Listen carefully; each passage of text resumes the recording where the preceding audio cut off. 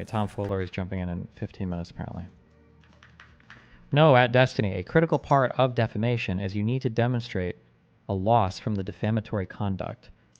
Okay, I'm permabanning you for 2 reasons. One is because you still wouldn't call it attempted defamation, even if you couldn't prove damages. Okay, you would never say, "Oh, that guy, I think he attempted to defame you." You'd say, "Oh, that guy defamed me or whatever. I just didn't suffer any damages." Number one. Number two, you don't have to prove damages in all defamation. And defamation per se, there are certain types of character attacks where the damages are assumed. You don't have to actually prove damage. In libel or defamation per se, you don't have to prove any damages at all. Okay.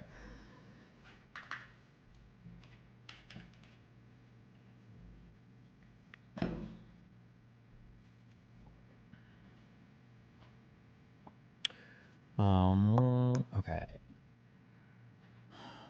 Trump got mad at Barr. Well, this is, killing me. You didn't have to say this. You must have said this because you hate Trump. You hate Trump. Barr remembered him saying, "No, I don't hate you, Mr. President." Barr replied, "I came in a low time in your administration. I've tried to help your administration. I certainly don't hate you."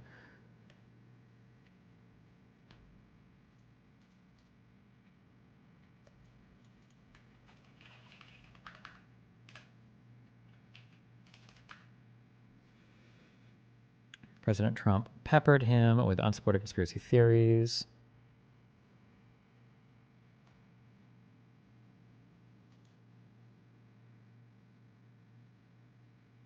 Jesus. Okay. Attorney General Barr was familiar with the conspiracy theories raised by the president. The big ones he investigated included claims such as, non-residents voted in Nevada, the number of violence.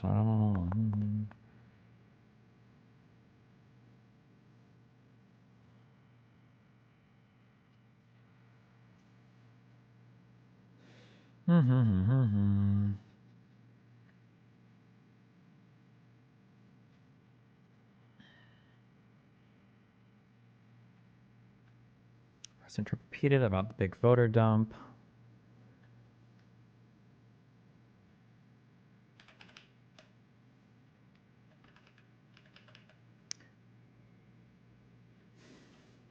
"Look, I know that you're dissatisfied with me," Barr said, "and I'm glad to offer my resignation." President Trump pounded the table in front of him with his fist and said, "Accepted." White House lawyers Pat Cipollone and Eric Hirschman tracked Barr down in the parking lot after he left. They convinced Barr to stay in the administration, but his days as AG were numbered. President Trump was not going to stop spreading conspiracy theories, nor had the president ceased in his effort to co-opt DOJ for his own corrupt political purposes. President Trump released a video on Facebook the very next day. He repeated many of the same lies. The president also offered charts falsely claiming that fraudulent vote dumps had swung the election against him. Among the examples he cited was the supposed vote dump in Detroit, Michigan. In fact, Barr had already debunked this and other claims. On December 3rd, Giuliani appeared before the Georgia Senate Government Oversight Committee to allege that massive cheating had occurred during the election. Giuliani offered a video recorded on election night at the State Farm Arena. The same shit. He alleged the video showed a secret suitcase of ballots being double and triple counted after all the poll watchers had been inappropriately dismissed. On December 4th, Attorney General Barr asked Young BJ Pak, oh no, who is on the U.S. Attorney for the Northern District of Georgia, to independently investigate the state fraud claim. Barr told Pak that this is a priority because he was going to go to the White House for a meeting and the issue might come up. Barr asked Pak to try to substantiate the allegation made by Mr. Giuliani. Pak watched the video from State Farm Arena and asked the FBI to investigate the matter further. Pak told the Select Committee that FBI agents interviewed the individuals shown in the video who were supposedly double and triple counting the ballots and determined that nothing irregular happened in the counting and that the allegations made by Mr. Giuliani were false. As noted above, the supposed suitcase was a secure storage container used to store ballots. With this evidence in hand, Pak told AG Barr there was no substance to the allegations. Finally, Barr had enough. He submitted his resignation on December 14th. During the interview with the Select Committee, former Attorney General Barr reflected on his face-to-face encounters with President Trump in November and December 2020. In that context, I made clear that I did not agree with the idea of saying the election was stolen and putting out this stuff, which I told the president was bullshit. And I didn't want to be part of it, and that's one of the reasons that went into me deciding to leave when I did. I observed, I think it was on December 1st, that, I believe that you can't live in a world where the incumbent administration stays in power based on its view, unsupported by specific evidence, that there was fraud in the election.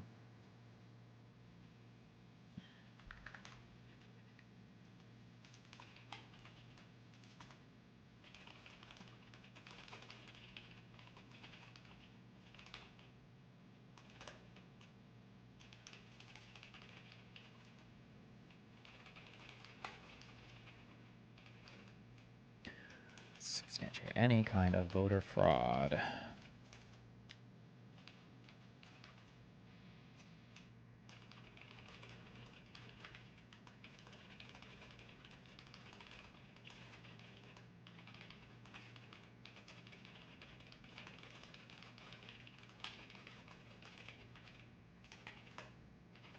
December 14th. This quote.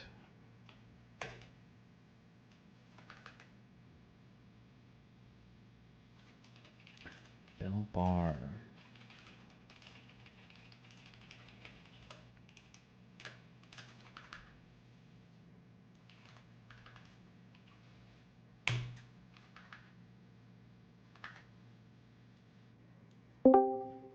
Modix, you're up. What do you want? That. Hi. Hello. I got a question for you, and not to please don't ban me if this is retarded.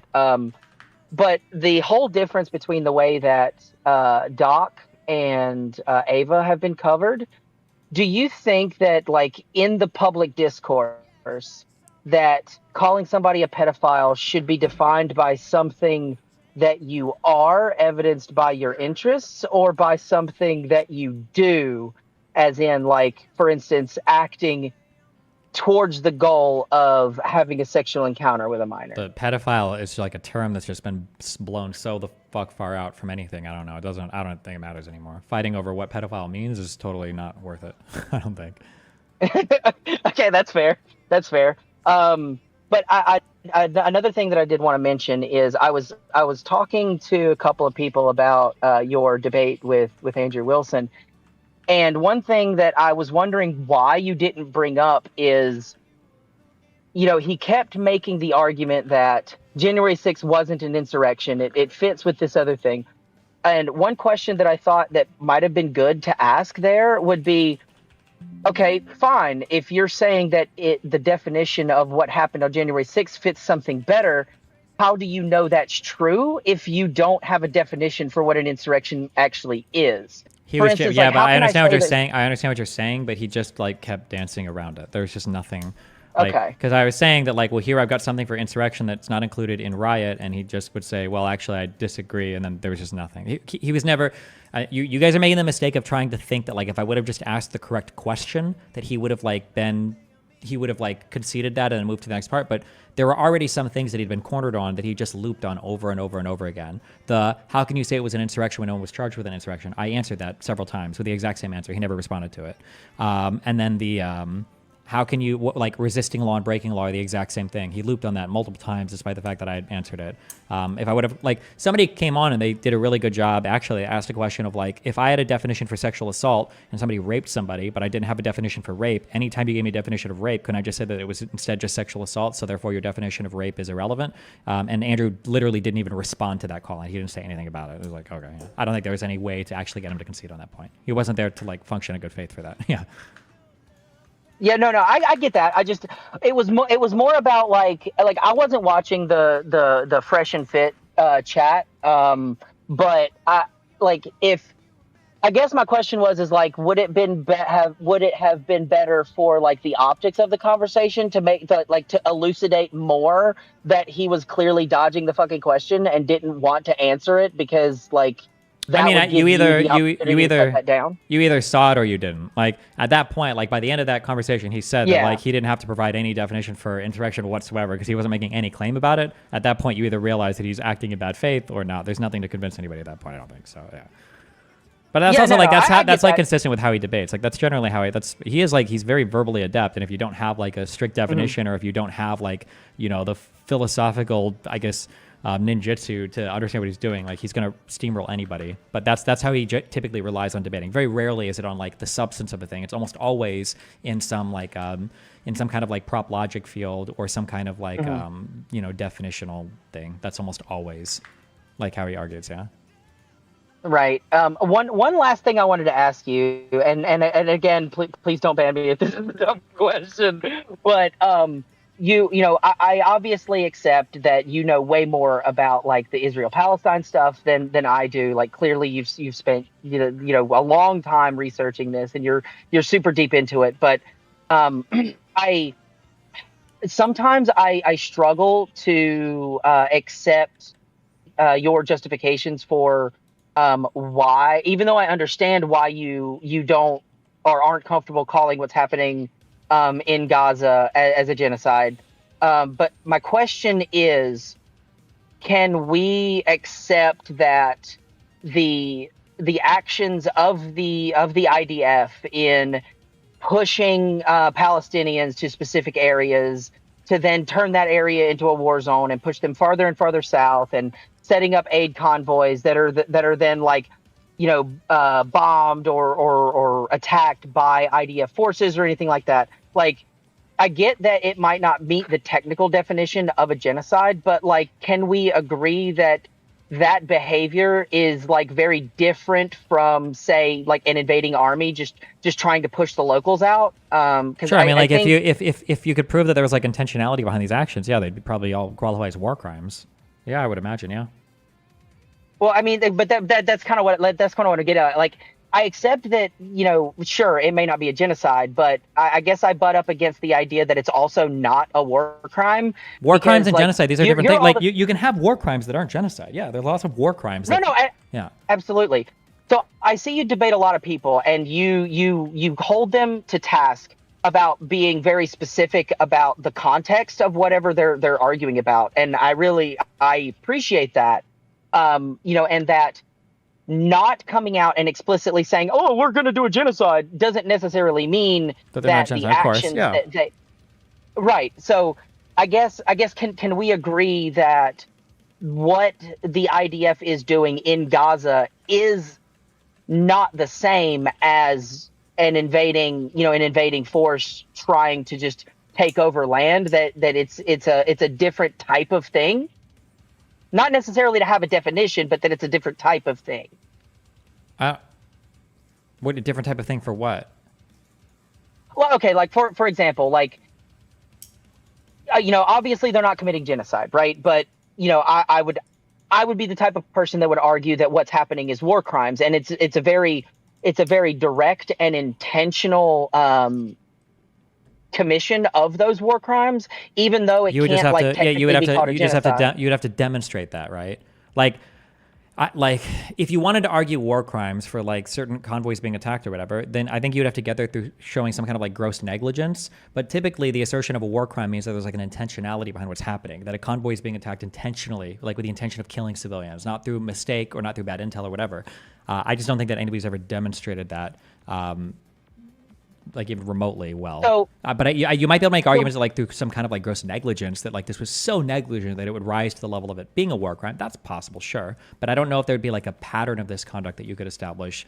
I'm not sure. Yeah. I think you could argue a pattern in the fact that there have, like, for example, there have been multiple calls by the IDF for people in Gaza to move to a specific place, right? Hey, go here. This is the place that's going to be safe or whatever. And then that's the next place that gets bombed. That's not really, yeah. So people say that. That's just not really true. That's repeated over and over and over again, but it's just not really the case. Like whether there have been some attacks in areas around the areas where like civilians have been told to go or whatever, like maybe, this has probably happened. Now, Al-Mawasi Beach for several months, I believe, was marked as completely a safe zone. Now, there was reports that apparently Israel attacked at least one time, although I don't know if this was ever substantiated or not. But like for the most part, if civilians have been told to move, it's because there are areas of high focus for combat to areas of much lower focus for combat. There was never an agreement that the entirety of southern Gaza would not be attacked or bombed. That's never been an agreement ever. The only place that Israel had said was 100% safe up until I think a month or so ago when they moved everybody out of, when they moved everybody north, was the Al-Mawasi Beach. But it's not like they moved, like there is this caricature of them moving a bunch of civilians to one area and then bombing that area. That's never happened. That's just never, ever, ever, ever, ever happened. That's never been demonstrated. I know a lot of lefty dipshits repeat this over and over again. Not saying you're a dipshit, sorry, but it's repeated over again, but that's just not true. If that was the case, you would be seeing bombing attacks and shit that were killing thousands of people in a single run, like multiple times, but that's never happened. Okay, well, one final question about that whole situation then. So if we agree that the way that the United States tried to engage with the Taliban in Afghanistan and then further on in Iraq, like this idea that you can root out terrorism by like door-to-door fucking, engagements, right?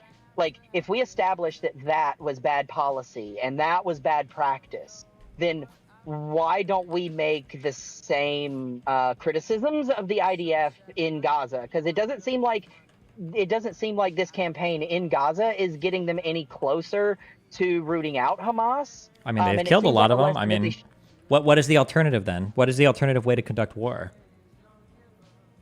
Okay.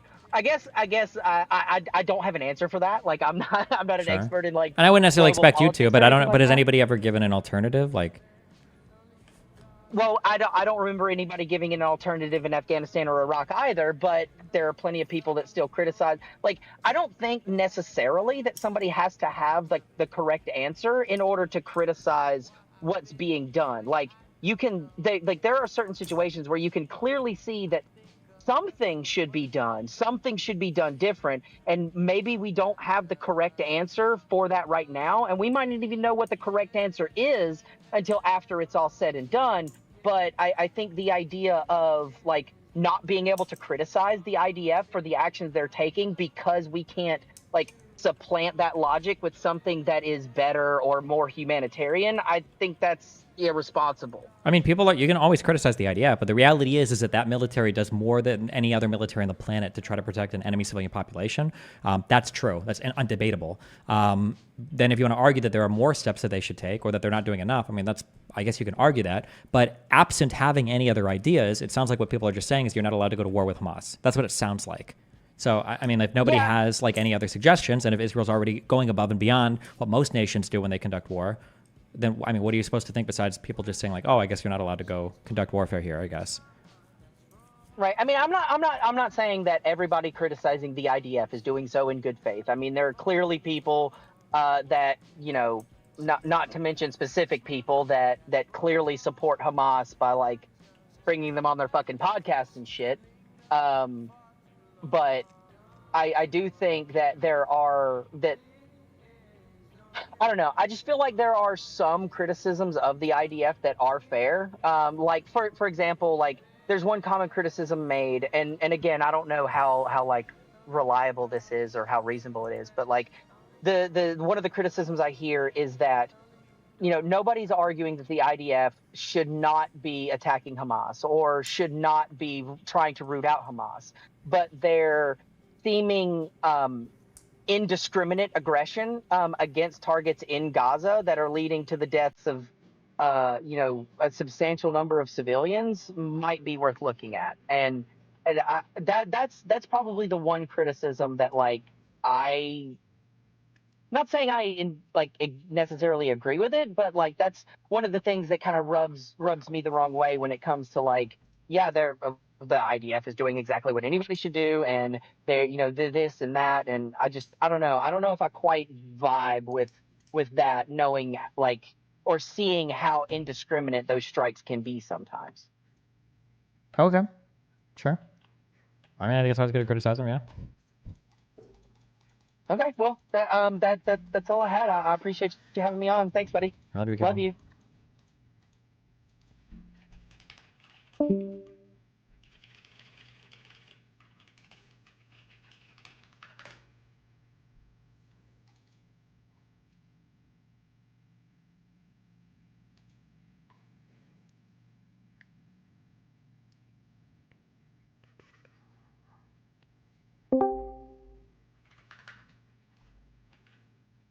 Hey, Hi. how'd your Prager debate go? Oof, I think it was really brutal. For him, right? Yeah, I think it was super brutal. Oh, tell me about it. I don't know if you talked to Chad about it yet, but I want to hear it. Wait, your mic is insanely quiet. What about now? Yeah, it's okay. Yeah, it was just ridiculous. He tried to get me to answer questions about like trans issues in California, and I said that this is why conservatives have no platform, and I'd much rather focus on like, if you want to talk about healthcare, we can talk about like the fact that conservatives don't believe in vaccines anymore. He wanted to talk about like how sanctuary cities were contravening immigration policy, and I told him that that's not what a sanctuary city is, and then he asked me for an explanation, and then I gave like a 30-second explanation, and then he said, okay, whatever, and then we moved on. It was just like a really brutal, I just don't think he had much of an idea of what he was talking about. He didn't have a response for almost anything that I brought up. When he said that people engage with a divisive rhetoric and calling people Nazis, I brought up that I grew up listening to Rush Limbaugh, and you guys constantly called Obama and the Democrats commies all the time and never seem to care about it, and that if Biden had made the Second Amendment comments that Trump had made, people would have thought that it was unacceptable. He Texas said would have fucking seceded from the Union if that happened. Again, yeah, it was just so many. Yeah, he had nothing. It was. What did he say? Did he cop to any of that? Did he even pay lip service? Sometimes we take it too far. Or no, absolutely nothing like that. No, he the closest he got was on J6. He was like, yeah, J6 wasn't a good event, but that's it. And he got really mad. He's like, all you guys ever want to talk about is January 6th. he got really mad about it. But who knows? We'll see. Yeah. And you said it was Pac-Man moderated, right? Yeah, but there wasn't much moderated. It's not like we weren't screaming over each other. I'm sorry. Yeah, but I'm sorry. It was on his channel. Yeah. It is okay. Mm-hmm. That's awesome. I'm looking forward to it. About how long did it last? I was pretty short. I think it was 40 minutes. He had a tech issue in the middle. But yeah, it was probably about 45 minutes. Interesting. Were there any comments made by him about your rhetoric? Because I assumed that was the predicate for this, that the spicy comments that you've made, and that's why some of these people are coming out of the woodwork to challenge you. Nope. I don't think he knew anything about those comments I'd made at all. It seems to be pretty unplugged from the Twitter thing. Or if he did know, he didn't bring it up. He brought up my debate with Ben Shapiro a little bit. That was it. I didn't have much else to say. Gotcha. That's awesome, man. All right. Well, last piece of good news for the day is a recent Fox poll, and this is just being talked about, has the vice president up in several swing states, and Fox has had to talk about that. So the momentum carries, my friend. And then conservatives are going to, their brains are going to explode watching Kamala certify her own victory. You know that's going to be a mind rape moment for them. It is. It's going to be, it's really going to be. If it happens, glorious. Yeah. Oof. Yeah. Do you think he will? Obviously, he won't concede the election or whatever. But in all seriousness, do you expect more violence coming from MAGA if he loses the election, or do you think that it'll just come in the form of bitching and legal challenges? Will more violence happen? No, I don't think so, because you know what I've thought about this, and in a way, it's kind of funny.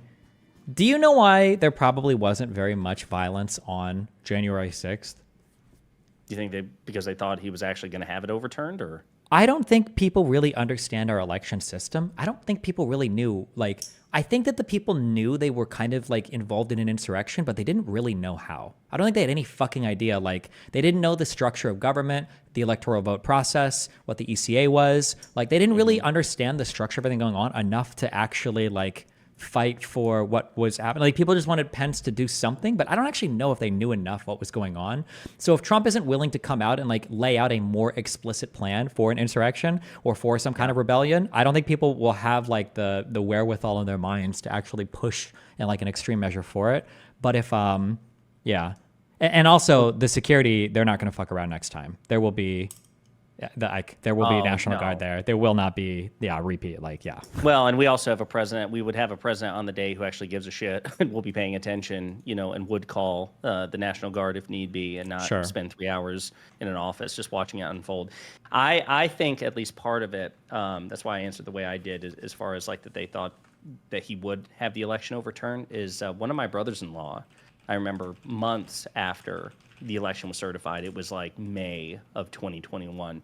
He was convinced that there would still be post-election legal challenges and that Trump would be restored to the White House. And if you watch Pac-Man interviews with Trump supporters or TYT interviews with Trump supporters, there were people years into Trump's presidency who thought that was going to happen, that somehow Biden was just going to be evicted by the Supreme Court and Trump restored. So I think that might play a role in it as well. Yeah, now it's just going to be all the court cases rolled into one for challenging both elections. Exactly. All right, buddy. Well, I'm looking forward to seeing this. So did he give you any idea when it would be unveiled or go public? I think he said next week. Oh, do you think... I feel like I'm legitimately going to get killed. Tell me if you think that this is worth me. Hold on. Oof. Okay. DMing.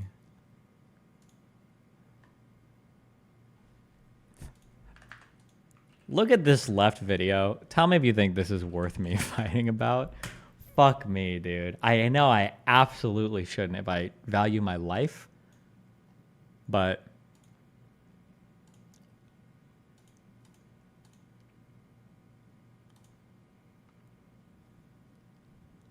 when you wait. Let me know when you've clicked that. Actually, click that left video, okay? Okay.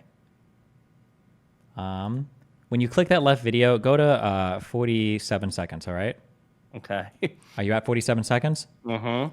Do you see in the bottom left the guy with the white hat on and the gray shirt? He might be covered up with a guy in a hat. You might have to go to 48 seconds, but in the bottom left of the video. Let me put a thing on him. Hold on. Yeah, I don't see it.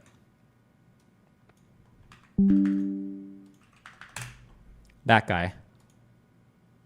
I do see. Oh, yeah. Okay. Now, let me know when you're ready, okay? We're going to push start in 3, 2, 1, go. And then, boom. That's his his hat coming off. Do you see what he's doing at 48 seconds and onwards? Do you see what happens? Well, he gets the camera pans and this like bigger guy in the black shirt and the blue hat obscures him. Yeah, but what does it look like he's doing as everybody else is getting down?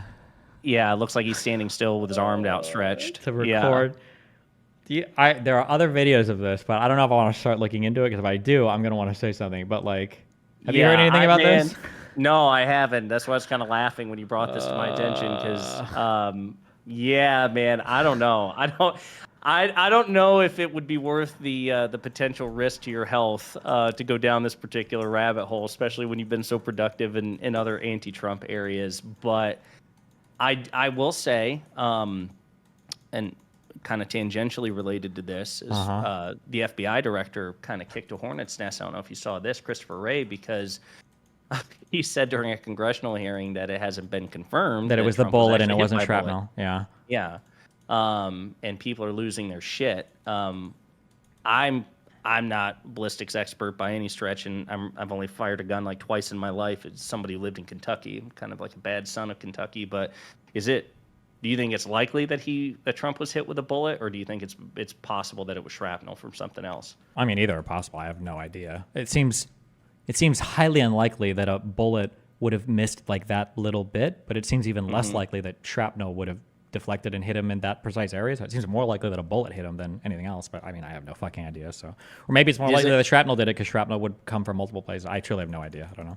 Gotcha. Are you surprised that the FBI hasn't determined that yet, just given the high-profile nature of this investigation? I guess I just would have assumed that they would have had a definitive answer by now. It's possible that it's not possible to determine that. I have no idea. I don't know.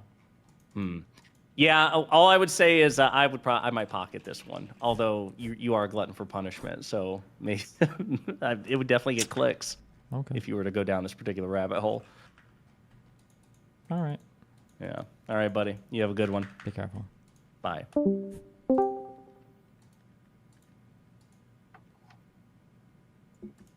Hey, you. Hi. Wait, hold on 1 second. Okay, we're not diving into this just because I will get killed in real life. Okay, so I'm not gonna dive into this. One thing that I always found a little bit suspect, but I mean, what do I know, is there were so many people recording video footage in that Trump audience. It seems strange to me that nothing came out of the fireman heroically saving his family and jumping on them and saying oh, I'm protecting you or whatever, like they said. But I mean, it's possible for a variety of reasons that people don't release the footage because maybe it's possible people don't release the footage because they want to respect the fact that the guy got shot and killed, and it would be kind of horrific to release video footage of him dying and all that. But I have not looked at any other part of this Twitter that I just watched this one video and then I shut it off because I was like, oh fuck no, I'm not gonna do this. But Short's a couple of months old, and if you want to really see something that's sad, take a look at what happened. So this guy right here, I think, is the firefighter. This guy right here.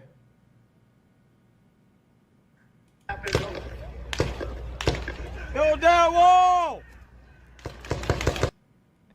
Now, it's possible, I can't see what's happening here, that maybe at this point, maybe he does jump on his family or say, get down or whatever, but it kind of looks like what's happening. The reason why he ends up getting hit is because he's just staying up to record the whole time.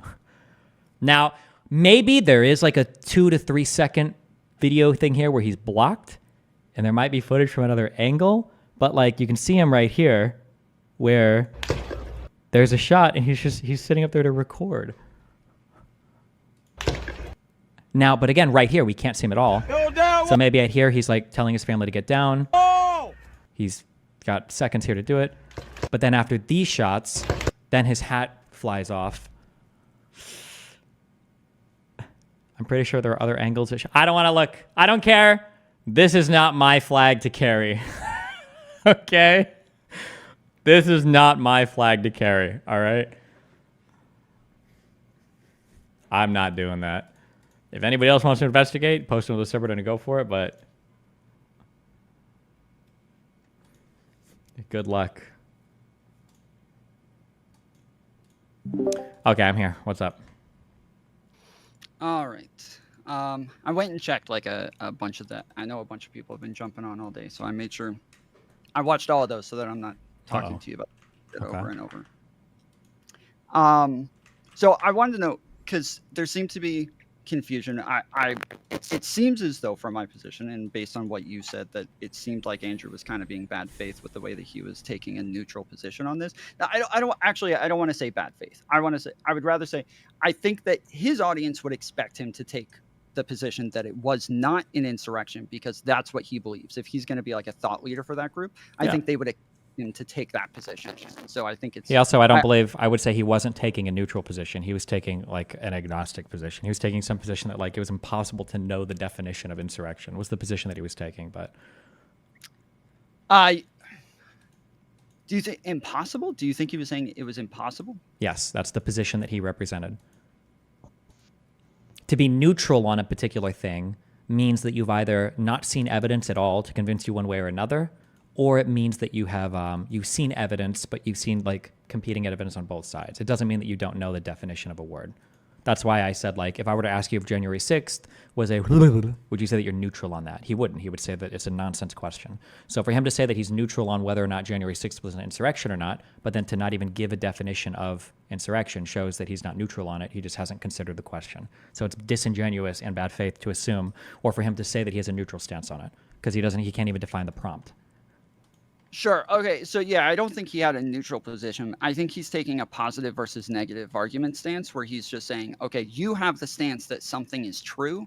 I'm not saying that it's not true, but I am going to argue against yours, and I am going to... Sure, but he didn't argue against my position either. He just argued the definition of a particular word, and he didn't like my definition, but he didn't offer an alternative definition, and he didn't provide a satisfactory reason why my definition was insufficient. Well, so I do think... when it came to, there was one part, there were a couple of parts actually. So let's, let me start with did you know what the prompt was going into it? Like, was it? I believe it was January 6th an insurrection. Okay, so was it an insurrection? Okay, so yeah, I think with that, you are taking the position that it is an insurrection, and then he's technically just arguing against it. Whereas, because it was stated differently a couple of times while you guys were arguing over this. One time you said is it an insurrection or not, or something like that. Whereas like he would, in that case, we would expect him to have, 100% expect him to have the position that. No, I don't agree. I disagree. If somebody's asking you, did somebody like, is a particular thing, a particular thing, I think that you would expect there to be like arguments on both sides of that, not a neutral argument and then a positive argument. That should be made clear ahead of time if that's the case, because I probably wouldn't have agreed to this unless maybe if we'd phrased it honestly like that and he said, well, I'm not going to come with a definition, I'm just going to poker prod yours, then I might say like, okay, fine, we can do it. But this was a bait and switch, I think. I agree. Yes, and so that's what I said. It's kind of like the norms within the space is that both people are going to take a positive position. One person's going to say yes, the other person's going to say no. Mm-hmm. So if you say like, if the prompt is like, is the sky blue? You're not. If you go in saying yes, it's blue, I'm going to have to come in saying no, it is not blue. If I come in and I just argue against your position, it puts you in the hot seat and gives me a massive advantage. But I do think. Somebody brought this up earlier, and I moderated this debate for you and Alex, and I thought your position was kind of fair, where you're saying, well, I'm not taking a position one way or the other as to whether or not the Israel has committed war crimes. I'm just saying there hasn't been sufficient evidence. And so I'm going to allow you to present the evidence, and I'm just going to argue against it. Correct. And I think Alex's position was, well, he thinks your position is actually, you're saying there isn't sufficient evidence and that there are not war crimes, and therefore you should actually hold that position and argue it here. But you kept saying, that's not my position. Because it wasn't my position. That's right. Yeah. Right. So that's what I'm saying is that I think like that's my issue is that if hold on. If it is in That's position this that is it not is no wait, stop. stop. This is not comparable to the argument that I had with it's not comparable to the argument that I had with Andrew. If Andrew had a definition of insurrection and I gave a definition of insurrection and then I gave evidence for that insurrection and Andrew said, I don't think you've given enough evidence to satisfy your definition of insurrection, that's what would make it comparable. What happened was Alex had a debate with me, and he was saying that Israel had engaged in war crimes. And then I said, okay, well, let's go over your evidence. And I don't believe that he provided me satisfactory evidence that the war crimes that he said happened existed. For it to be comparable to my debate with Andrew, I would have had to have argued with Alex for 3 hours over the definition of a war crime. We didn't get into my argument with Alex was substantive. That's why we weren't just arguing over the definition of a thing. We were going through videos, we were going through news articles, and we were going through evidence to felt if he had built a case towards whether or not Israel had committed war crimes. Personally, I took the stance that I don't think there was enough evidence that they had, but I wasn't going to go as far as to say that they hadn't. For Andrew's position to be similar to mine, what Andrew would have to say is, okay, I understand that this is how insurrection is defined, but I don't believe there's been enough evidence to show that an insurrection has taken place. But that's not his position. His position is, I can't even define insurrection, and I'm only going to be ultimately skeptical of your definition of insurrection and never engage in the definition myself. Yeah, okay, so I'll agree with you mainly because even before you gave a definition, he had already stated that your definition was too broad, and then that was his position throughout, is that your position was going to be too broad when he hadn't even heard your definition yet. So it doesn't make sense that he already had a position on your definition being too broad when you hadn't given it yet. Is there a reason why? Because obviously he kept like going back to the fact that nobody's actually been charged with an insurrection. Is there a reason why you wanted to do insurrection and not sedition? Yes, because I believe that insurrection has been the definition historically and legally given for insurrection was easily met by the events that happened. This weird claim over and over again of nobody was charged with insurrection. You don't need to be charged. A particular person doesn't need to be charged with a crime for an event having taken place. Events aren't defined that way. Criminal law doesn't work that way. And writing about history doesn't work that way, right? Yeah, of course. I'm asking.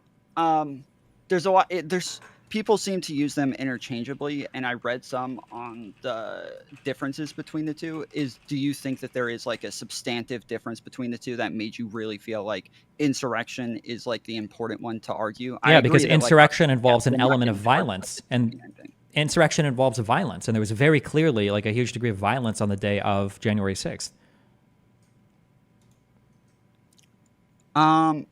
Okay, yeah, I guess sedition is generally just going to be the plotting for some sort of overtake, and then the insurrection is going to be the action of actually trying to take over. Maybe. I don't know if I don't know if they were going to. I don't know if the goal is to take over the government. That would be more like a coup or maybe an insurrection that leads into a full-scale rebellion. I think that they were there because they wanted to resist the counting of the electoral votes. They didn't want the electoral votes to be counted. Congress was counting them on the 6th. Donald Trump was telling them that they needed to pressure them not to count the electoral vote and that President or Vice President Pence needed to stop the counting of the electoral vote. So that's the federal law that they were there to resist the enactment of and to resist the procedure of carrying out. Yeah, sorry. When I say take over, I don't mean like actually taking over the entire government. I mean like taking over enough to impede government processes. And so when there was one example that he gave that while I was reviewing the debate on my channel, I actually thought that this was a fairly good challenge, but when you gave your rebuttal, you totally changed his hypothetical. And so I wanted to know, did you know that when he gave the abortion clinic example that you drastically changed it once you engaged with it? No, I don't remember. Okay, so his initial example was if there were people rioting at an abortion clinic because they want abortion to be overturned, and we just assume that there's a federal law that was passed and they're, I don't know, like holding people hostage at an abortion clinic or whatever. Would you consider that an insurrection? Because it would seem to meet almost all of your criteria. So the issue was, assuming that there's like a federal thing here, I'm pretty sure that the part where you, let me see if I can find this doc. I think that the part where you're like resisting the execution or carrying out of like a particular law, I don't think it has to be against like a federal entity, or it has to be against like a state entity or whatever that's like enacting or doing that particular law. Like for the Whiskey Rebellion, they were literally fighting against like the tax collectors that were coming to collect the tax. If you like authorize somebody to do something legally and then you go and like insurrect or you go and riot against those people that are doing the thing, but they're not like members of government or something, I don't know if it counts as an insurrection at that point. I don't think it does. Yeah, but the part where it's actually like interfering with government laws, where you're like doing this for the purpose of interfering with the government law, and over when he would keep giving like, oh well, rioting is the same thing, you would say, well, it's the purpose of what it is that you're doing. It's for the goal, and if the goal is now to interfere with some sort of law, then that's what the difference is. So when he gave the abortion clinic example, that seemed to now include the aspect of interfering with a governmental law, but it doesn't actually, like when we think of this in a it seems I'm looking at I've got a quote from Judge Curtis and Judge Field and William. Okay, so I'm reading from this paper. And in a quote, an insurrection against the United States required resistance to any statute or some public law of the United States, end quote. Curtis reminded a grand jury, quote, the law does not distinguish between a purpose to prevent the execution of one or several or all laws, end quote. An insurrection could be directed at a legislature as well as at executive officials. William Rawle declared an effort to, quote, coerce repeal of a general law, end quote, to be, quote, an overt act of levying war, end quote. Justice Field's opinion in Greathouse held that any effort to, quote, coerce the conduct, end quote, of government constituted an insurrection.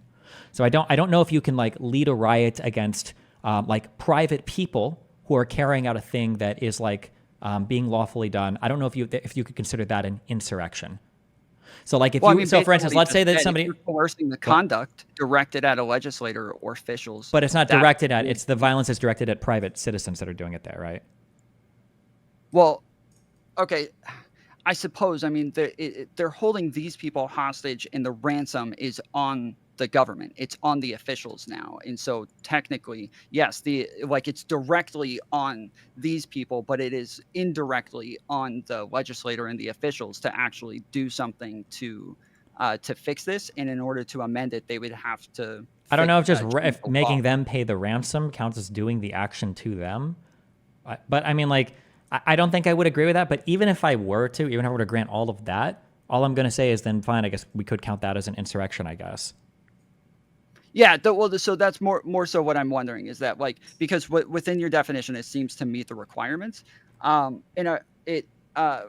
Once you responded, you changed it to like the pretty similar thing, but it was now at a federal building, and all of the like actions were being taken at this federal building. And yeah, because I think that generally when you talk about insurrecting, it's usually an action against like the government or like part of the government or like the body of the government. Or some like representative of the government, like an executor of law. It's like a police officer or some public official charged with implementing the law, or like a legislature to influence like the overture of a law. So like a tax collector or like a congressman or something.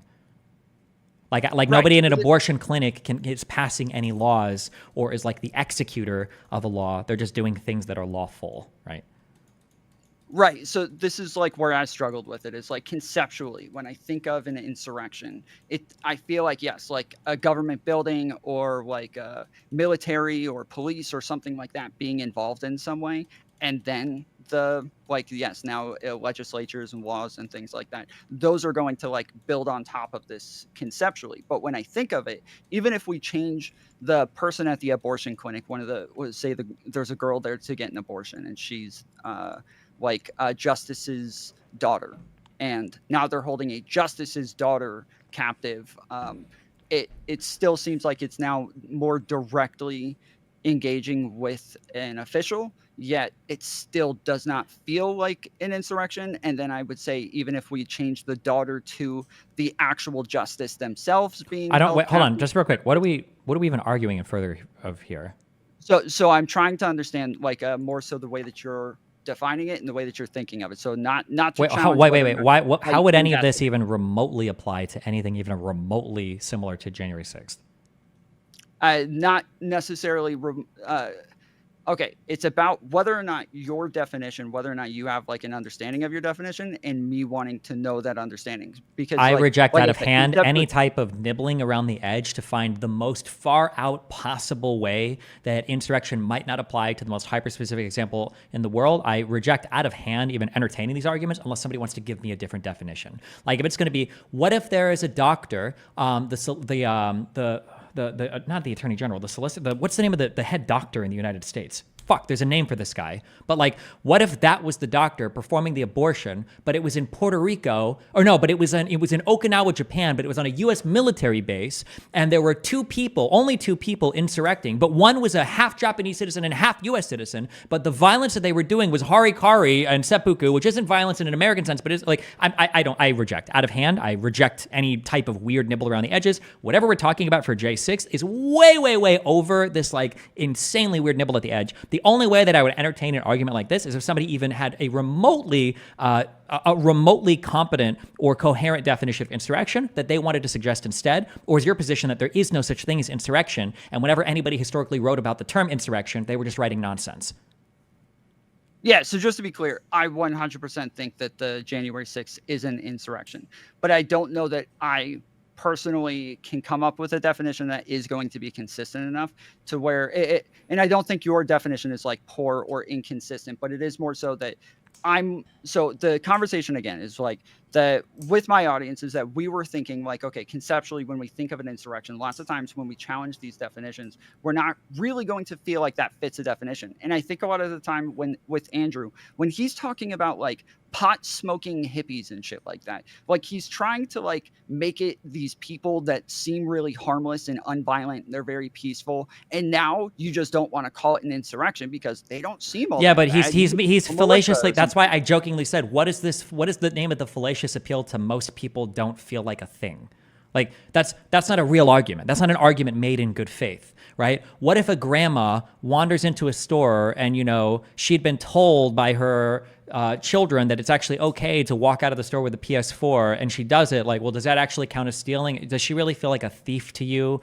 Like, these aren't real arguments, If you were to construct it in such a way that like a bunch of pot smoking hippies get together, with the idea of contravening the implementation of some kind of law, but it gets violent or whatever, like you can construct it in the most wacky way that you want, but all you're doing is you're hardcore nibbling around the edges of like what it is to be an insurrection in. Like, that's just stupid. Like, let's say, for instance, here's a question for you. Let's say that there are 1,000 people that are protesting in a street. Let's say that 2 people go start throwing bricks through windows who are part of this crowd. Would you call that a riot? And then regardless of what you say to that, I'm going to say, well, what about 3 people? What about 4 people? What about 5 people? Like at some point, you're going to have to concede, okay, well, if 500 people are doing it, yes. But if you can't give me the exact amount, does that mean that riots don't exist? Or that you can't have a riot because I can't give you the exact number of people that would have to be violent in a particular protest for it to be called a riot? That's a nonsense argument. It's not even made in good faith. So it's not even remotely an approach to good faith in that argument to nibble around the edges like that. Okay. So while I agree that, yes, like, again, we're able to look at these things. The reason I'll mostly agree is because you're looking at historical precedent and you're using definitions that were used historically to come to a definition based on like, federal law and the ways that these things were implemented. But also, in general, normally when we use language, we're going to have to use a word that everybody else would look at that word and say, yes, that's what I think of when I use this word as well, or that's something that would fit my conceptualization of this word. And the only reason that I'm asking is, 1, yes, like I agree that fits the definition, but 2, I also know that there is there's a lot of like gray areas around the edges. Bullshit. I don't agree. I don't think there's any disagreement whatsoever about what an insurrection is or what an insurrection means. The only disagreement here comes from the fact that people don't like the application in this particular circumstance. For instance, we can argue all day. I think that I think that 99% of people would agree on what murder is, right? But that doesn't mean that everybody agrees that every single killing is a murder. In fact, there are some that are highly contentious. Look at Chauvin and George Floyd, right? Like half the country looked at that and said murder, and the other half looked at it and said manslaughter, right? That we all agree that murder is a real thing, right? But that doesn't mean that we can all agree on when a thing is murder. So no, I reject this idea that just because people disagree on if J6 was an insurrection or not, that what an insurrection is magically unknowable and people don't have feelings about that. If you were to describe J6 in any other word, people would very easily say it's an insurrection. They just don't like the application of this particular circumstance. Okay, I'm sorry. Maybe I'm not being clear. I, again, 100% think that January 6th was an insurrection. And I'm not challenging whether you think it's an insurrection. I'm just saying that I disagree with your assertion that you're being very clear. I can restate your position before I answer if you feel like I'm not understanding your position. It sounded like your position was, in common parlance, we have words, and sometimes we might disagree on what these words mean, right? Is that what you were saying? Yes. Okay. And so if we're going to make an assertion that X is A, we should all have a pretty good understanding of what A is. And if we all disagree about what A is, then we can't really say that X is A. That's not fair. Where X is January 6th, then A is an... Okay. Sorry. Restate what you're saying. So I'm not necessarily challenging that you are wrong on this position or that we cannot know this thing. I am asking more so, do you feel like you know where these lines are drawn? And I'm wanting to kind of understand it. This is, I guess, maybe it's possible this just isn't an interesting conversation to you, but more so with my community is what we started getting into is like, yes, where we draw the lines and what it is that the reason why this is not an interesting conversation to me, and I don't believe anybody in your community is doing this, and if they want to come on and chat, they can. Nobody asks this question in good faith. This is not true, okay? When Loki wagers his head to a bunch of dwarves and then he loses while gambling, and then they go to cut his head off, and they're trying to figure out where exactly his head begins and his neck ends, and they can't figure it out, and Loki says, oh, well, guess you can't cut any part because I didn't wager any part of my neck. That's not Loki acting in good faith. It's him tricking the dwarves so that he doesn't lose his head after a night out gambling, okay? This challenge to J6 being an insurrection by not having the exact precise definition of what an insurrection is, you would never, ever, ever ask for this standard of evidence in any other definition of any other event ever. There is not a single person that can give me the exact definition of a riot. When does a protest become a riot? When does a collection of people who are unhappy become a protest? When does when does a sexual assault become a rape? Or when does second degree murder become first degree murder? Or when there's things that are legally defined that are up to juries to decide. There are things that are a little bit ambiguous around the edges. The idea that you have to have some rock ultra fucking solid definition of a thing that survives to extreme scrutiny at every single extreme example of a given thing, that is a standard that isn't applied to any definition of any term ever at any point in time. So unless you want to say, I can actually give you the precise definition of a riot, then I will never say that I need to give you the exact precise around the definition, or around the edges definition of an insurrection. Yeah, again, I'm not challenging your definition, and I'm not saying that it's wrong. I'm asking, I was asking, yes, where you actually think the lines are drawn and what it is that you think would or wouldn't qualify as a... I've already given all of that, though. That is not, yes, but that is not to extend to say, well, now what it is that you're saying about January 6th isn't an insurrection. I'm more asking about different aspects of what it is that you're giving and then trying to understand where you would draw those lines, literally just for the sake of understanding the word of insurrection. And especially with all of the research that you've done on this, I think that you would be the person's brain to pick on this, because I am asking the question in good faith. And I do think it's an interesting question, but yeah, it's so you can, sure. So you can try one more time and I'll tell you how I evaluate it. Okay. Ask me a question. Okay. What is an insurrection? And then I'll run through each of these points and I'll try to in my mind, I'll try to make sense of it for how I would evaluate. Go ahead. Okay. So one of the things that Andrew brought up a couple of times is state examples. Do you think that states could actually apply as insurrections? I don't see why you wouldn't be able to, but I don't have historical examples of that. So now I'm going to go on this the definition that I have here that's constructed, but my understanding is like all of the historical aspects and elements that were used to build this understanding of what an insurrection is are elements that come from federal law or insurrections against the United States of America. Much the same that if we were to talk about treason, I'm not familiar with treason being any state crime. I don't know if you can commit treason against the state of Arkansas, but maybe you can. But I don't see why I couldn't apply this insurrection definition to a state if you wanted to. So we can do that, sure. Okay. So you don't think states are out of bounds? So when we go back, I guess then to the example that Andrew gave. No, wait, just you give me a clear example and I'll go through it. Don't reference Andrew's. Give me a clear example and I'll ask and I'll tell you how I would run through this. Yeah. Okay.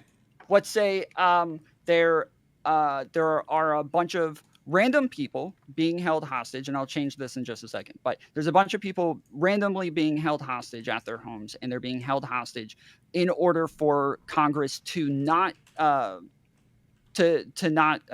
verify the votes on January 6th. Is this still considered an insurrection? Okay, random people are being held hostage by whom? A militia. Okay, random people held hostage by a militia to get Congress to not certify the vote. That's our question? Yes. Okay, so we have an assemblage of people. I guess.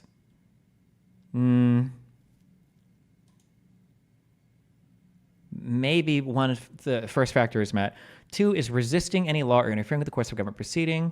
Okay, so we're resisting the certification of the vote. I think element 2 is probably met. And then by force or intimidation.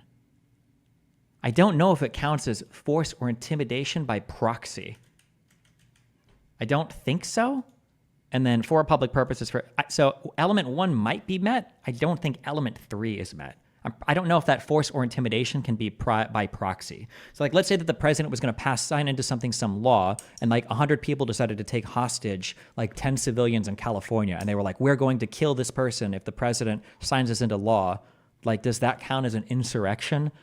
Yes, it's indirect now because it's not actually, the force and intimidation are not actually being placed on anybody in government or a government building in and of itself. It's being placed on somebody else, and so therefore that kind of changes it.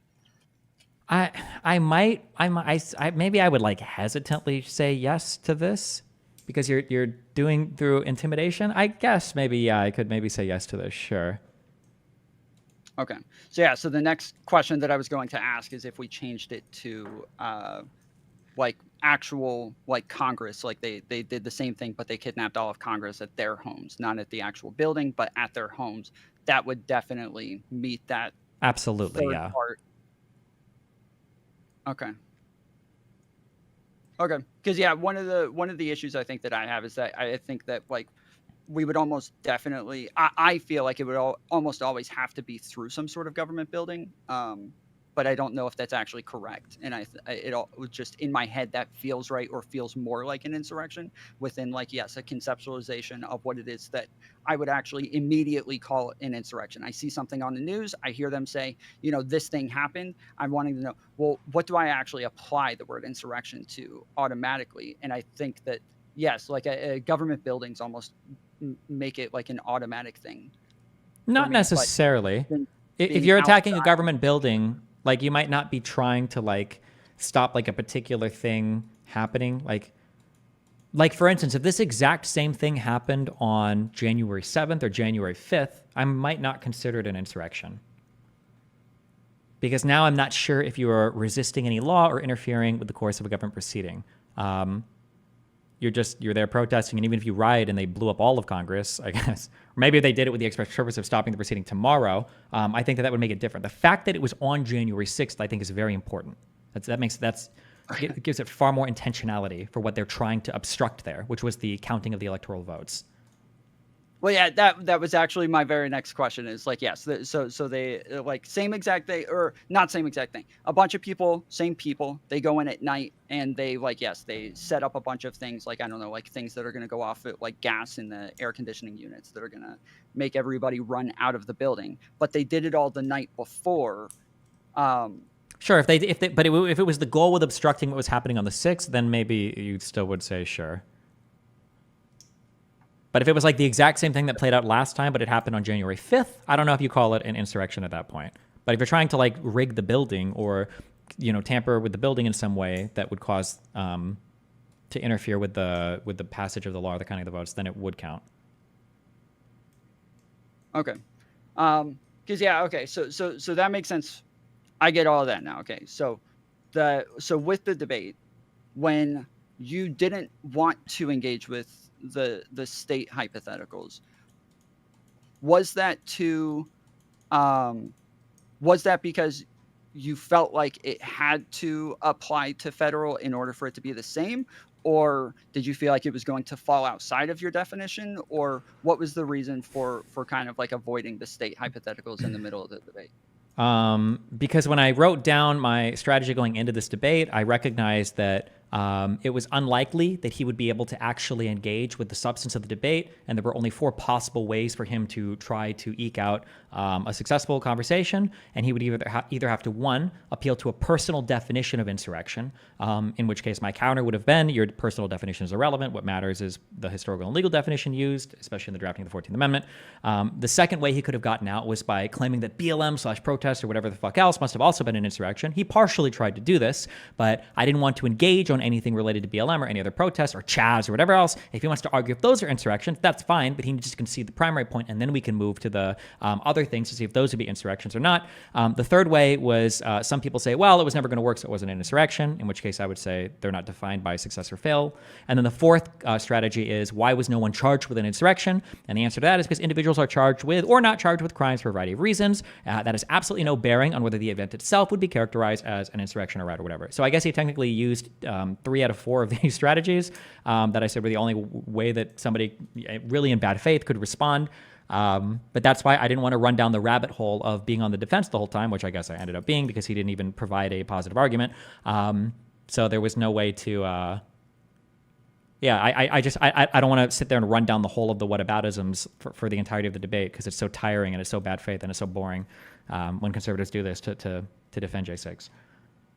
Yeah, I plan on talking to Andrew in a little bit as well, and that's probably, the strategy of not taking a position is probably mostly what I'm going to talk to him about. I think because he didn't take a position, and he said from the beginning, his whole objective is to just show that your definition is too broad. I think that because you didn't actually state that it had to be federal in the initial definition, but then later you stated that it would need to be federal because that's how it's been used historically. I think that to him, that was a narrowing of the definition in the middle of the debate. Okay. And that he can run around. You're completely wrong. I don't know if you're either too dumb to see what he does or if you're doing this in bad faith. Andrew was not doing that in good faith, where he's saying like, I feel like you've run into too many inconsistencies in your definition, and now I feel that there's some confusion here. If he wanted to, we could have clarified, and he could have granted me for the purpose of a good faith argument, hey, okay, fine, we'll only apply this to federal stuff. But he didn't do that. He wanted to needlessly needle and torture every single element of this definition because he wasn't prepared to do a substantive analysis of the events on January 6th to see if it comported with my definition, and he absolutely wasn't prepared to provide any definition of his own. So he never spoke about if January 6th was an insurrection or not. What we really debated was, does Destiny have a definition of insurrection that satisfies Andrew's personal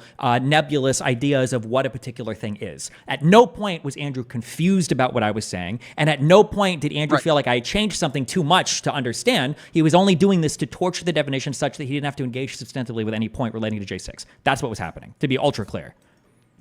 Yes, again, that's what I'm saying, is that's the point. That's the reason I'm going to end up talking to him about this the entire time, is because I think that was his strategy, and that just by you like adding a part in there, that's why he thinks he can claim victory now, is because you added something, and therefore now the definition narrowed, and that proved to him and his audience that you had narrowed the definition somehow. Sure, and he can say that, but also like, that was his whole strategy. That's fine, but it's also part of this is also just, unfortunately, he doesn't have an understanding of law or jurisdiction as well, right? He didn't seem to think there was a big deal between the difference in state or federal stuff. I didn't call him out on this, but in the beginning, for instance, he said that Trump was acquitted of insurrection. That's absolutely not true. That's not even remotely true in any sense of the word.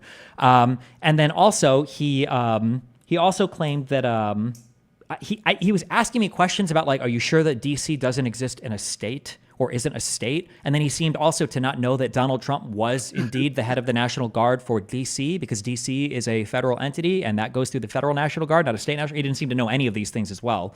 So there was no, like, again, like I came with historical examples. I've come with at least 2 papers that I've read on scholars that write on this subject. He tried to write these off as internet people, I guess, for some reason. These are esteemed legal scholars. There's a reason why this case went all the way up to the Supreme Court. If he wanted to, at the very least, he could have at least cited the writings of the Supreme Court back at me, but he wasn't even familiar with the Supreme Court ruling, then ended up tossing this out because he seemed to think that ruling had to do with them defining insurrection or something, which it didn't. It didn't deal with that at all. So yeah, he was just utterly lost on every part of this, and he tried to wash his way through the debate by just being a little philosophy debate bro, but that was it. There was no good faith or anything applied to any part of this conversation. Yeah, I guess for me, everybody keeps comparing him and Rob North, but they're so insanely different because he will come in with Andrew will come in with very little information and then just challenge yours and nitpick at it over and over until he feels like he's challenged it enough until it's a victory. Whereas Rob will come in with so much information that it's actually hard to even keep up with what his position is, and he has almost too much research and too much information where he'll bring up stuff that you've never even heard of or you don't even know. Yeah, they approach things in different ways. Yeah. Oh, and then also too, we were talking about January 6th, which was an insurrection on the federal government. I shouldn't need to expand or narrow or whatever, talk about if my definition would apply to state governments. If we were having a debate on whether or not somebody engaged in first-degree murder or second-degree murder in the state of Nebraska, I shouldn't have to explain whether or not that second-degree murder charge is written the same or differently in, the state of Florida or some other place. That I shouldn't have to do that. We were talking about it was January 6th an insurrection. My definition of insurrection need only apply to federal land. Like, we only have to talk about an insurrection against the U.S. government. Appealing to some state definition, it has nothing to do with what's going on. None of this has to do with the state. So it was all of these were red herrings and deflections. In general, in this specific scenario, I might agree, but I do think in general, somebody challenging the consistency of your definition is important, especially if you're arguing over the definition. He wasn't arguing over the definition, so it doesn't matter. But in general, I would say that, yes, somebody challenging the consistency of your position is important, and that unless your definition is hyper-focused where it only fits federal. If my grandma had wheels instead of legs, she would be a bicycle. I don't know what the point is of what you're saying. I don't know why you're saying but in general, we're not talking about in general. We had a particular debate on whether or not January 6th was an insurrection. What is this? Well, if we were talking about something else, who cares? We're not talking about anything else. If somebody wants to have a conversation about can insurrections happen in something else, we can have that conversation. But that's a totally separate, not related to anything we're talking about right now. Hold on. I don't mean for this topic. No, I think on this topic, he ought to challenge the consistency of your definition. Unless your definition does not fit states in it, unless your definition only applies to federal things, then it makes sense that he would use a state challenge and say, this could challenge the consistency of your definition. Why? Your definition does allow for states to state insurrections to apply, so there's no reason why. Even if it did, who cares? So what? Maybe I would say a whole bunch of things are insurrections then.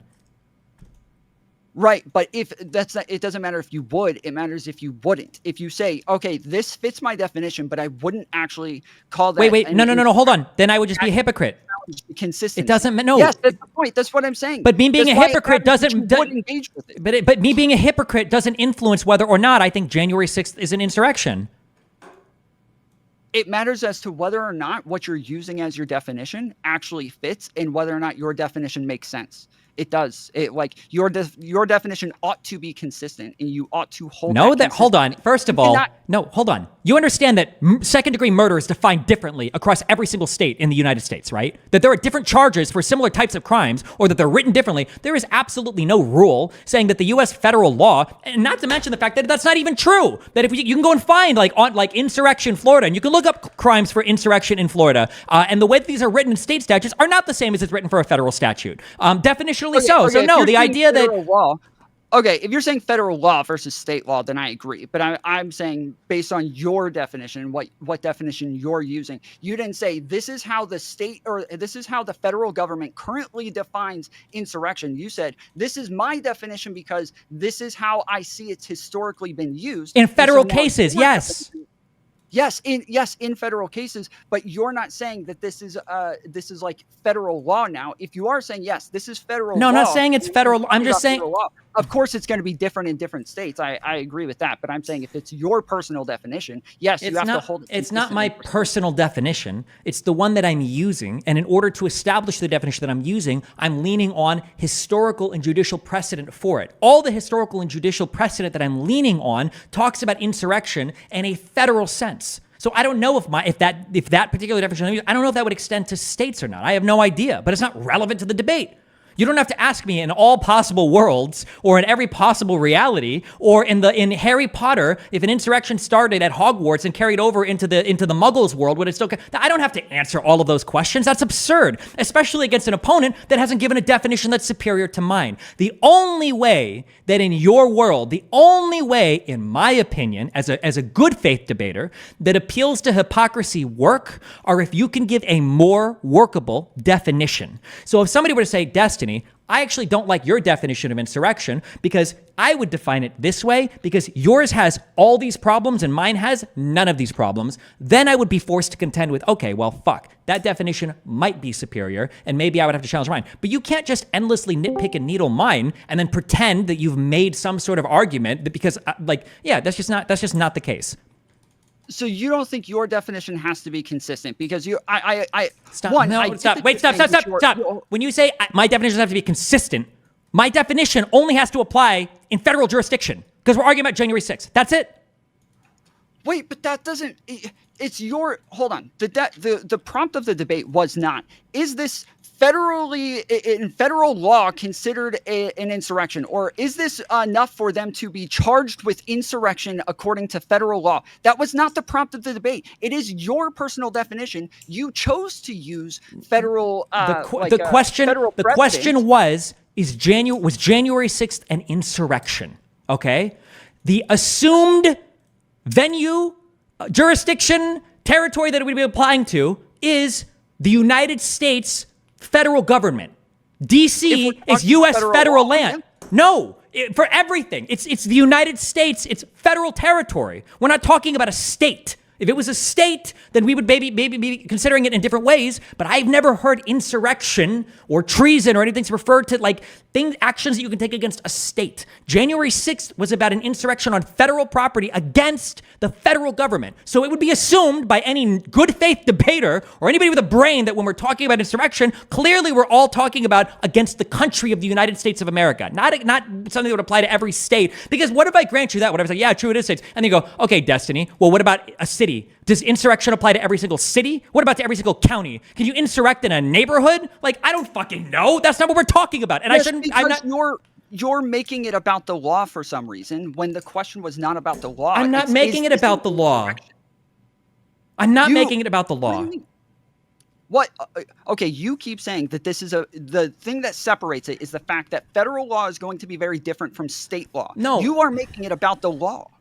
I'm not making it about the law. I'm saying that when you insurrect, when you engage in that behavior, it's different when you do it against a federal government versus a state government. You don't have to talk about a criminal charge there to talk about the differences between insurrecting against a state versus the federal government. We don't have to appeal to a legal statute here. There's just a difference in what you're doing. Do you agree with that or do you disagree with that? There's a difference in what you're doing, but we wouldn't label it differently. And especially based on your definition would 100% apply to anybody who is committing the same exact acts on a state government or state buildings or state proceedings or any of those things. And it's possible that that's true, but that's not part of the debate. And I don't need a consistency check from a retard that's not even going to give a definition on every single level of government. I don't need a consistency check on if you can insurrect against a state, a city, a district, a county. I don't need to check every single one of those. The argument isn't concerning any of that.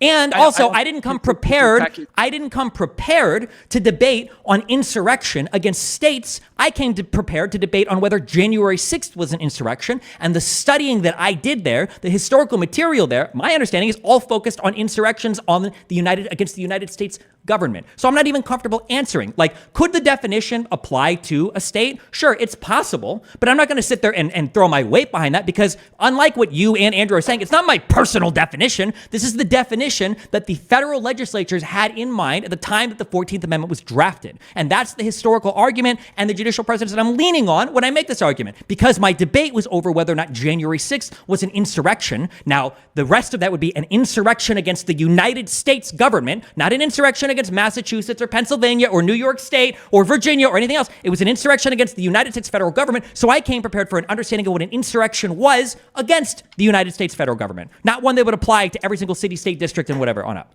Tom, that last point is the most important. And just so, to tell you, well, hold on, wait, just real quick. If you're going into a debate to talk about whether or not Booth shot Lincoln, and you're giving this definition on, like, oh, well, he shot him because we know that the bullet came out of the gun and then hit him.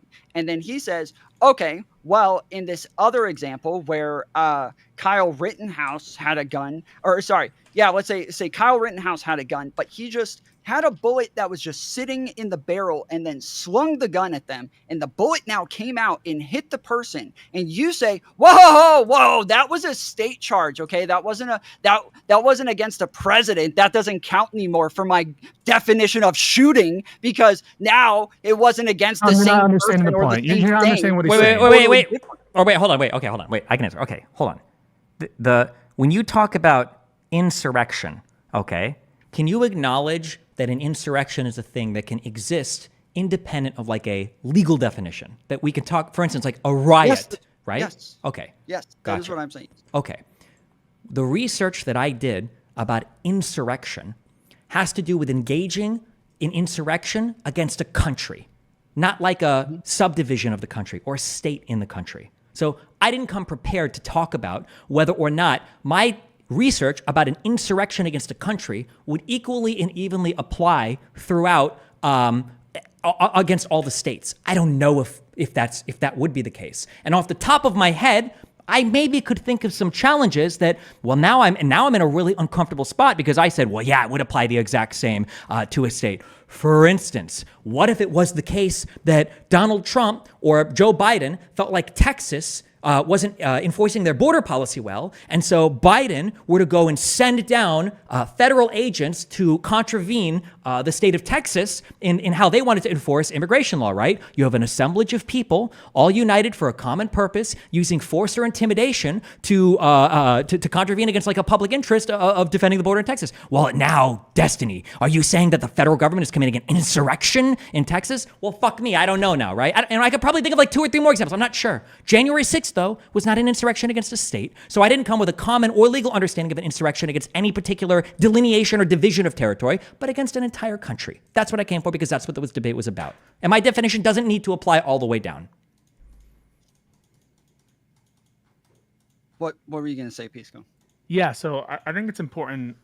I understand why you're saying what you're saying, because I think that as it will happen, there is a conception of what an insurrection is as against a state government.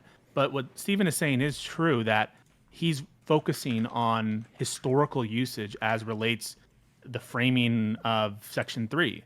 And there could be differences, as he's outlined, between the definition of insurrection as against the state and as against the federal government. As it happens, I don't think there is, save for maybe some exceptions that might be kind of implied by what, the federal government doing something as against the state. But that doesn't really matter, and it's not a big point. You can use your kind of parade of horribles or your kind of hypotheticals as against the federal government. It doesn't change anything. This is not an important point to get hung up on. So it would be so easy for Andrew to say, yeah, okay, let's just talk about federal government then, and we'll do like leftist protest against the federal government. It was not a point to get hung up on at all. And though I probably would agree that the definition of insurrection is largely the same between state and federal government, Stephen is right that he didn't prepare for that discussion. And also, I just want to be just to be clear, right? So like people have sent me, so like in Florida, there's a statute for like inciting insurrection. I don't know every single law of every single state, so I wouldn't even co-sign that in a debate because I could be walking into a huge trap where it's like, okay, yeah, I would say it's the same in every single one. And then the next question is, okay, and you're relying on written words from legislators and historical things, and it's like, yeah, I am. And then it would be like, okay, well, Stephen, in Arkansas, here's the historical writing that they have on insurrection, and it's different from Texas, and that's different from California. And then I'd be like, okay, well, fuck me. Now I'm fucked. Now I fucked myself, right? That's why I don't sign. Yeah. Do you understand that? Because Okay, like wait, part of wait a second. Wait, no,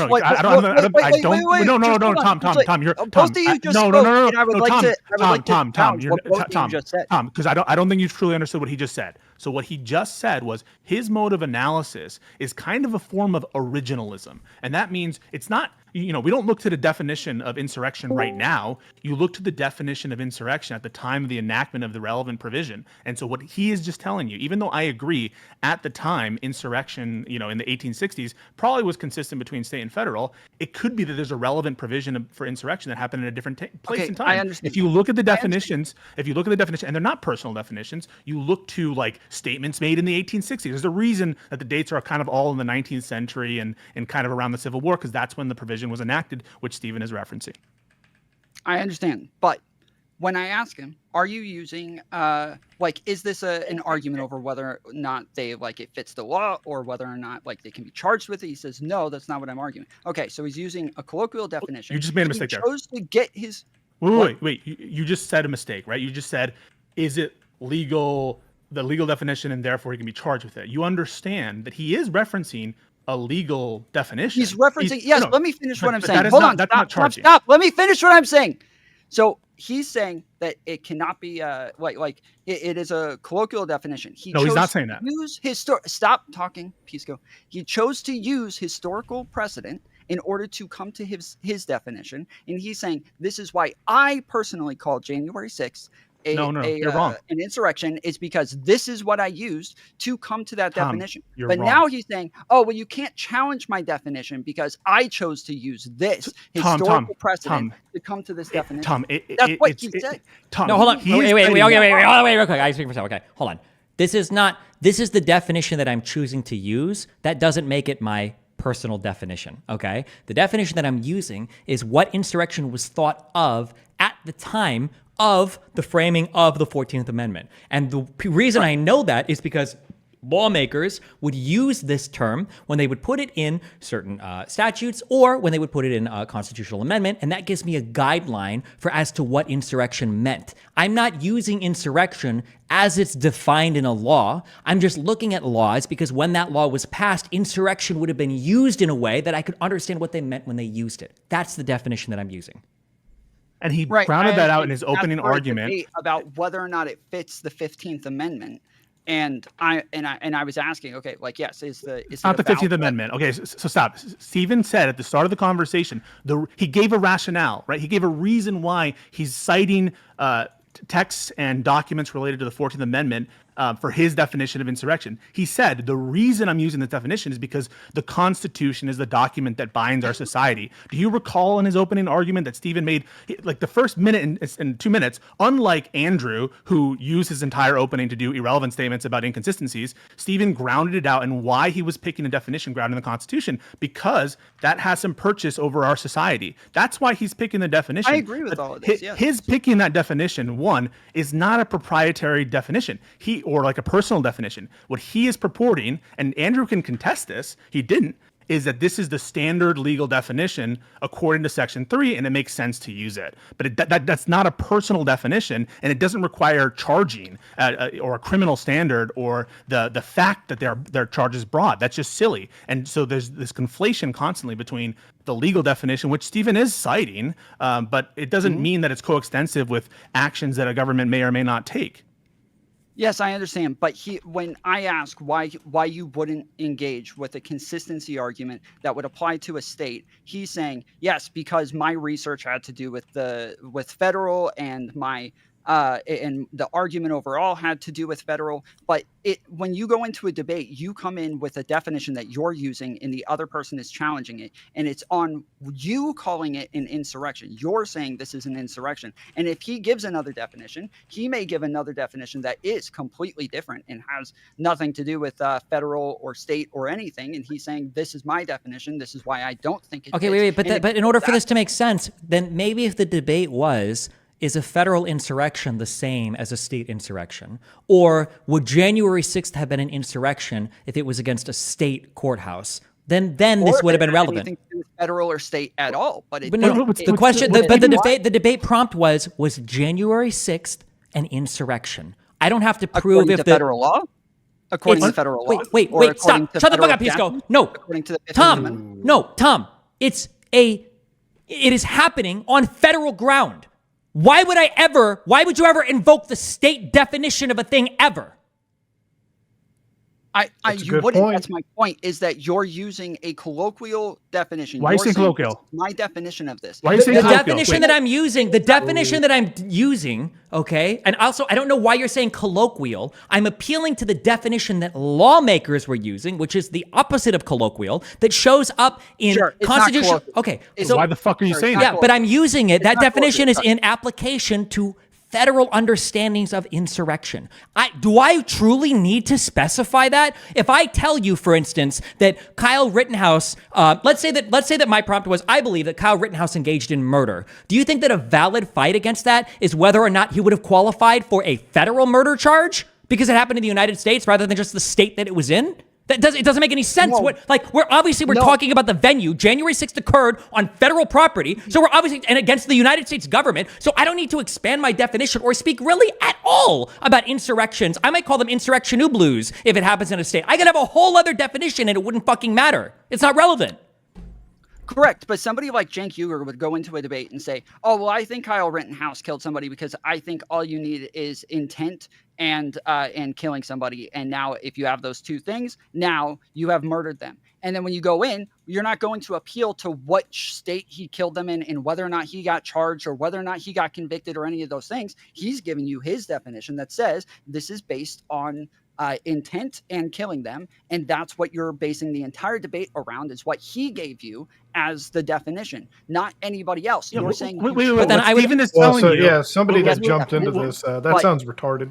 What Stephen is telling you is implied in what he was saying, just like he's implied that this is a United States definition. You agree with that, right? That doesn't need to be clarified because there could be other countries where the definition. Yeah. Right. So what he's telling you is he took the debate with the assumption the state doesn't matter at all. The government doesn't matter at all because what he's telling you is that the kind of analysis to find the correct objective definition for insurrection in a state might be different, right? Because a state might have an updated statute or provision about what an insurrection is, and also real quick, because like if Cenk would have if Cenk would have come in with that definition of killing, right? Then I would fight him on definitional grounds, but I would fight him substantively by saying why his definition is inadequate. He would say, well, I think that it was murder because all he did was kill with intent. And then my next question would be, oh, okay, well, what about in a circumstance where somebody has to kill in self-defense? Are we going to get rid of every single, affirmative defense for killing somebody because now we want to say all killing with the intention of killing somebody is murder? We're going to do that for every single thing. And I think that by demonstrating that, Cenk would either have to say, okay, well, fine, I guess I have to redefine murder in my head, or he would just go and he would say, fuck it, I don't care about any type of killing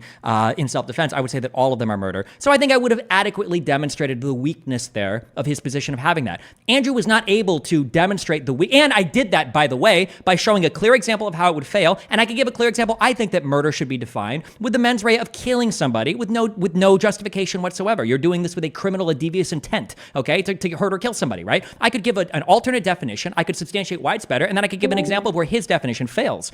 Andrew Wilson wasn't able to do any of that. He can give an absurd definition or an absurd hypothetical of pot smoking something, offer absolutely no definition of his own, seem to imply that there is no distinction between an insurrection or a riot, or that insurrections aren't even things that exist, and he's all doing this while failing to substantiate anything historically or legally. There's no comparison to be made here. Okay, again, I am not justifying Andrew Wilson. I am saying that no, I'm not. You're acting like the questions that you're asking are valid. Bro, seriously, you guys talk for like 5 minutes each time, and every time, as soon as I start talking, I get interrupted. We talked for a second. I'm saying he is giving an argument, okay? He's giving an argument, and I'm saying it is, you ought to engage with it and just to hand wave it. If you want to say based on his overall conduct, I chose not to. That makes sense. I get it. Okay, that makes sense. But I'm arguing based on like. Okay, wait. Okay, so then my question, like a really specific question. Wait, let's say that I define insurrection as only happening in federal areas. Why couldn't I just do that? And then boom, I think an insurrection only happening against the federal government. Let's go. You could, and that's what I'm saying. That's exactly what I said. Is that if the definition or the argument is about like specifically like. Okay, but when I said I don't know if it would apply to states or not, and I didn't want to go into that, he had to dive into that. He obsessed over that. Why didn't he just let it go there and then just have like a minor point? It doesn't matter. Because when you say I don't know if it would apply to states, the only way that you can make that argument is based on state laws. He doesn't know. He's telling you. He's being honest. He hasn't looked into the precedent and the original public meaning of those terms. Anything I just said. No. I'm sorry. I am 100% engaging. You said the only way that you'd be able to say it doesn't apply to states is blah blah blah blah blah blah cope. No, if you are talking about state laws, he's telling you. Sorry, you don't know what the fuck you're talking about. You don't know what you're talking about. You don't know what you're talking about, Tom. Engage with what I'm saying for half a second, please, motherfucker. That you are not talking about state laws. You're not talking about state laws, so it doesn't matter. You understand? So Stephen has now told you. I don't know and how to be clear, wait, to be clear, just because we're not talking about, I can look at a law to understand how somebody might define a thing without necessarily appealing to the law, right? So for instance, for instance, I don't know if there is a legal definition of a military, right? However, when somebody says military, I'm almost exclusively thinking of a federal army. I don't know if I would call the Iowa National Guard the Iowa military. I don't know if I would use that. I'm not appealing to a law there or a particular legal or saying like it's not found in Iowa law, whatever. I just think that when we're talking military, if you say like, can the military do this? I'm almost exclusively thinking of the military for the United States of America, not a particular state. Sure, but so Tom, you haven't really thought about this a lot because military. Tom, what you use to define a military is going to be the same for a state and for the federal government, unless it appeals to some sort of like federal law or state law. You're a fucking idiot, Tom. That has no. You don't assume that between different forms of organization of government that they have the same definitions for the words. You're an idiot. You don't know what you're talking about. So they kind of what I'm saying, Pisco. Wait, Tom, I am. I'm about to engage. You're not letting me. You're not letting me. So you're not letting me, Tom. So like the kind of analysis, the language. Wait, are you gonna let me talk or not? You're getting blown the fuck out because you don't know what the fuck you're talking about. So the kind of language. Oh, really? You're not gonna let go? The language. You should let him go. You should let him go. Let him cook right now. So Stephen is giving you a normative language philosophy argument implied in what he's saying. He's saying we ought to use this reference to Section 3 of the 14th Amendment for a reason. And that reason is, well, this constitutional structure binds us. It's what we're talking about. And so it makes sense to look to the Constitution for purposes of finding what the meaning of insurrection is for purposes of what we're going to be talking about with January 6th. What he's telling you, honestly, the kind of tools that you deploy in that kind of analysis, looking at the original public meaning of Section 3 of the 14th Amendment, is you look in 1860s, you look at what they were saying about Section 3, you look at the legislative history, what people were talking about, what the purpose was of this, maybe the conversations, the debates that were had about Section 3. What he's telling you, honestly, is he didn't run that analysis for any particular state, which might have had a different conception. Now, as it happens, I agree with you, Tom, that and I agree kind of with Andrew that ultimately, the end result is the definition of insurrection should be the same, save for a couple exceptions that we can talk about. But it doesn't matter, right? And all that Stephen is doing is being honest and saying, I focused on the federal conception. I didn't focus on the state conception. You should be able to move past it because any hypothetical that you want to run regarding consistency, you can just run on a federal equivalent. And so it doesn't matter. You shouldn't be hung up on it. Okay, I agree with everything you just said. I agree with all of that.